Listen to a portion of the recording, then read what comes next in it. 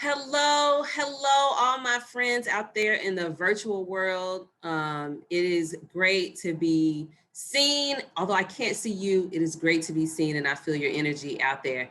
My name is Jolie Angel Robinson. I have the awesome blessing and honor to be the co-chair of Dallas Truth Racial Healing Organization with the David Lozano.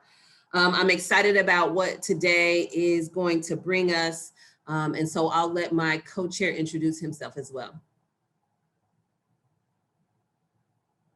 Well, good morning, everybody. My name is David Lozano, and I am also honored to be the co-chair of Dallas Truth and Racial Healing with the magnificent Julie Robinson. And we want to welcome everyone to a new community vision for Dallas, part 2. Good. Again, thank you all for joining us. It's amazing to be in the presence of everyone here.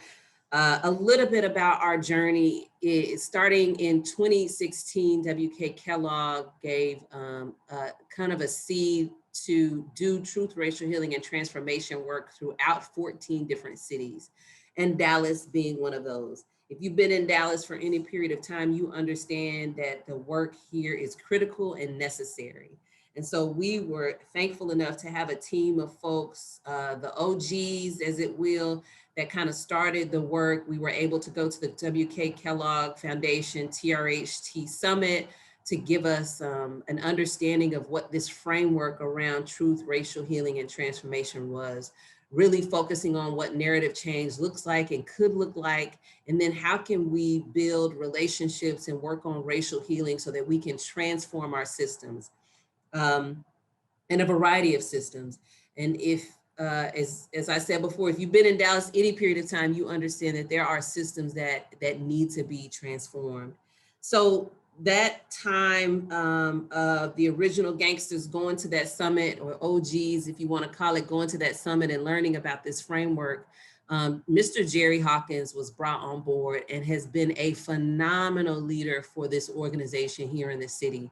Our team has grown. Erica now is on the team, and Stephanie is on the team, and they're doing some amazing work that I'm so, again, blessed and honored to be a part of and be affiliated with here in the city of Dallas. And today is also a day to congratulate and celebrate the graduating class of Racial Equity Now. The work that you are doing and will be doing will have ripples across the city.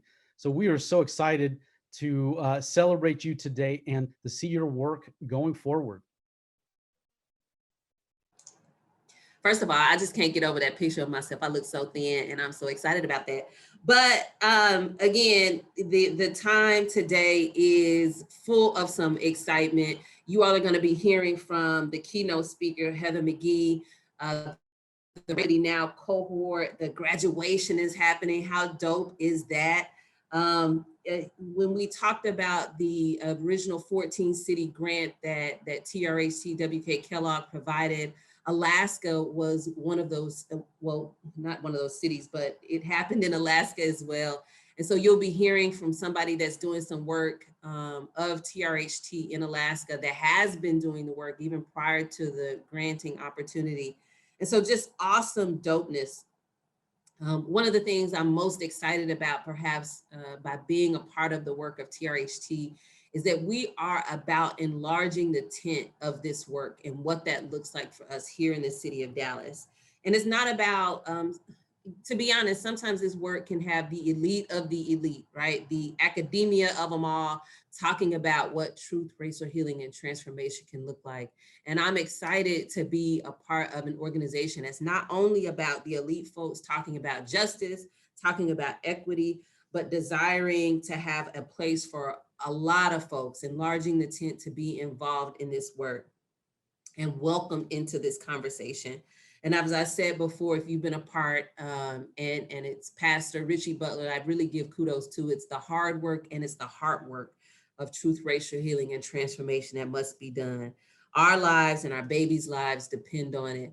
The couple of things, there's three things that really, to me, make me excited about this work here in the city and excited about what we'll hear during the day. This is community-driven work, period and point blank, community driven. A bunch of listening sessions were held to really figure out what this work can look like here in the city of Dallas. This work is about transformation, not reconciliation. We do not use the terminology. One of the things that we talk about is shared vernacular and terminology and words.